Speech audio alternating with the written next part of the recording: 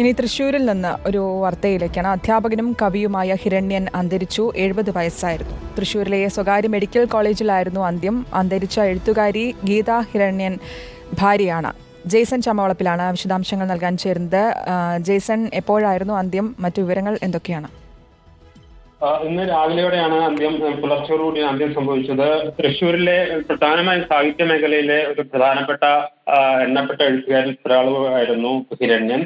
മാത്രമല്ല, സാംസ്കാരിക രംഗത്ത് ഏറെ കാലത്ത് സജീവമായി നിന്നിരുന്ന, പ്രത്യേകിച്ച് തൃശ്ശൂർ കേന്ദ്രീകരിച്ച് സാംസ്കാരിക മേഖലയിൽ വളരെ സജീവമായി നിന്നിരുന്ന ഒരു വ്യക്തി കൂടിയായിരുന്നു ഹിരണ്യൻ മാഷ്.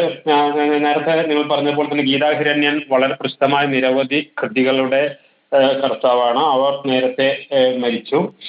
അപ്പോൾ കഴിഞ്ഞ കുറെ നാളുകളായി ഹിരണ്യൻ മാഷ് ചികിത്സയിലായിരുന്നു. ആരോഗ്യ പ്രശ്നങ്ങളായിട്ട് രോഗാതുരമായ ചികിത്സയിലായിരുന്നു. പിന്നീട് ാണ് അന്ത്യം സംഭവിക്കുന്നത്. ഉച്ചവരെ തൃശ്ശൂരിലെ ഫ്ളാറ്റിലാണ് താമസം. അവിടെ പൊതുദർശനം ഉണ്ടാകും. അതിനുശേഷം തറവാട് വീടായ അമ്മാടത്തെ വീട്ടിലാണ് സംസ്കാര ചടങ്ങുകൾ നടക്കുക.